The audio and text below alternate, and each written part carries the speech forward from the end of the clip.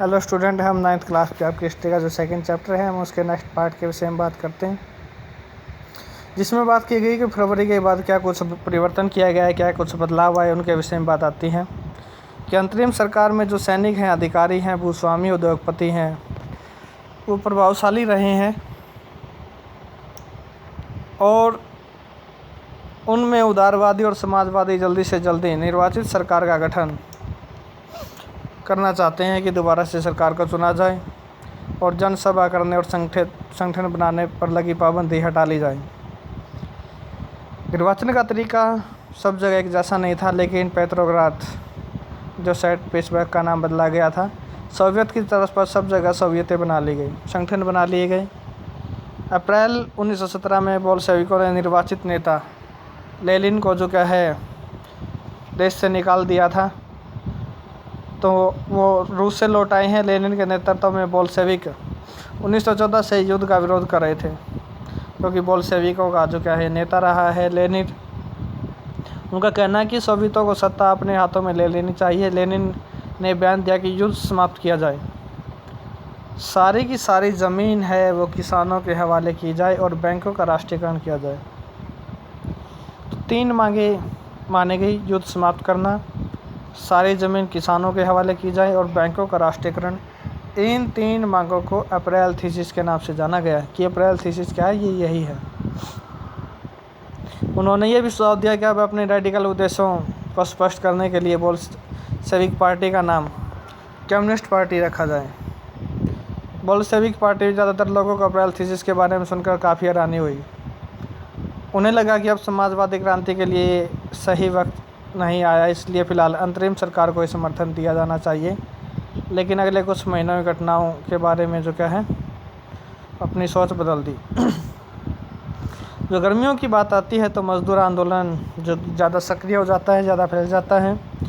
जो औद्योगिक मजदूर इलाकों में फैक्ट्रियाँ कमेटियाँ बनाई उन्होंने, और जो कमेटियाँ रही हैं, इन कमेटियों के माध्यम से मजदूर फैक्ट्री चलाने के लिए मालिकों के तौर तरीक़ों पर उन्होंने सवाल खड़े करने शुरू कर दिए। ट्रेड यूनियन की तादाद है वो बढ़ने लगी, मतलब यूनियनें ज़्यादा होने लगी मज़दूरों की, और सेना में सिपाहियों की समितियां बनने लगी। सेना के अंदर भी जो समितियां बनी, फैक्ट्रियों के अंदर भी यूनियन समितियां बनी। जून में लगभग 500 सोवियतों ने अखिल रूसी सोवियत कांग्रेस में अपने प्रतिनिधि भेजे। जैसे जैसे अंतरिम सरकार की ताकत कमज़ोर होने लगी, अंतरिम सरकार होती है जो उस समय शासन कर रही होती है, उसे अंतरिम सरकार कहा गया है, तो बोल्शेविकों का प्रभाव बढ़ने लग जाता है। सरकार असंतोष को दबाने के लिए सख्त कदम उठाने जो यहाँ लगती है, और सरकार ने फैक्ट्रियाँ चलाने के मज़दूरों द्वारा की जा रही कोशिशों को रोकने और मज़दूरों के नेताओं को गिरफ्तार करना शुरू कर दिया। तो ये सरकार ये काम करने लग जाती है। जुलाई 1917 में बोल्शेविकों द्वारा आयोजित किए गए विशाल प्रदर्शनों का भारी दमन किया गया और बहुत सारे बोल्शेविक नेताओं को छिपना या भागना पड़ा। फिर यहाँ पे गांव में किसान और समाजवादी क्रांतिकारी नेता पुनर्वितरण के लिए दबाव डालने लगे, क्योंकि इस काम के लिए समितियां बना दी गई। भूमि का पुनर्वितरण की बात कर रहे हैं यहाँ पे, कि ज़मीन को दोबारा बांटा जाए। सामाजिक क्रांतियों से प्रेरणा और प्रोत्साहन लेते हुए जुलाई के सितंबर के बीच किसानों ने बहुत सारी ज़मीन पर कब्जा कर लिया, तो उन्होंने अपना नियंत्रण कर लिया उस ज़मीन के ऊपर। फिर अक्टूबर क्रांति की बात करते हैं। फरवरी क्रांति में ये बदलाव हमें देखने को मिले। अक्टूबर क्रांति के अंदर क्या बदलाव होते हैं उनके विषय में बात आती है।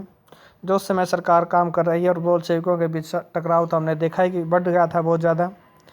लेनिन को अंतरिम सरकार द्वारा तानाशाही थोप देने की आशंका दिखाई देने लगी थी कि कहीं लेनिन तानाशाह शासक ना बन जाए।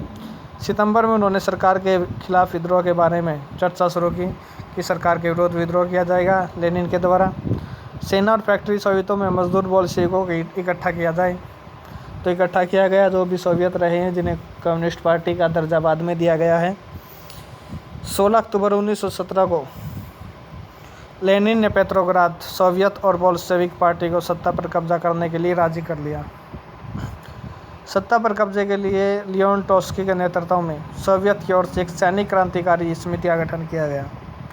लियोन ट्रोत्स्की, इस बात का खुलासा नहीं किया गया कि इस योजना को किस दिन लागू किया जाएगा। 24 अक्टूबर को सैनिक विद्रोह हो जाता है, सैनिक विद्रोह कर देते हैं। और इस संकट की आशंका को देखते हुए प्रधानमंत्री केरेंस्की सैनिक टुकड़े को इकट्ठा करके शहर के बाहर चले गए सैनिक टुकड़ियों के लिए। और सुबह ही सरकार के वफादार सैनिकों ने 2 बोल्शेविक अखबारों के दफ्तरों पर हमला बोल दिया, उन्हें घेर डाला। टेलीफोन और टेलीग्राफ दफ्तरों पर नियंत्रण प्राप्त करने और विंटर पैलेस की रक्षा के लिए सरकार समर्थन सैनिकों को रवाना कर दिया गया कि विंटर पैलेस की टेलीफोनग्राफ इनकी आपने रक्षा करनी है, तो इसके लिए सैनिकों को शहर के अंदर भेज दिया जाता है। पलक झपकते क्रांतिकारी समिति ने भी अपने समर्थकों को आदेश दिया कि सरकारी कार्यालयों पर कब्जा कर लें, जितने भी सारे सरकारी कार्यालय हैं, और मंत्रियों को गिरफ्तार कर लें, क्योंकि सरकार को वो चला रहे हैं। उसी दिन ओरेरा नामक युद्ध टैंक से विंटर पैलेस पर बमबारी की जाती है, जो राजा का महल रहा है उस पर। और अन्य युद्धपोतों ने नेवी के रास्ते से आगे बढ़ते हुए विभिन्न सैनिक ठिकानों को अपने नियंत्रण में ले लिया। शाम ढलते ही पूरा शहर क्रांतिकारी समिति के नियंत्रण में आ जाता है और मंत्रियों ने आत्मसमर्पण कर दिया। तो इस तरह पेट्रोग्राद में अखिल रूसी सोवियत कांग्रेस की बैठक हुई, जिसमें बहुमत से बोल्शेविकों की कार्रवाई का समर्थन किया गया कि जो बोल्शेविक कर रहे हैं वो सही है। और अन्य शहरों में भी बगावतें होने लग जाती हैं। दोनों तरफ से जमकर गोलाबारी हुई, खास तौर से मॉस्को में। लेकिन दिसंबर तक मॉस्को पेट्रोग्राद इलाकों पर बोल्शेविक आखिर में अपना नियंत्रण है वो स्थापित कर लेते हैं। यह महत्वपूर्ण जो तिथियां दी गई हैं वो आपको करनी होंगी सारी की सारी।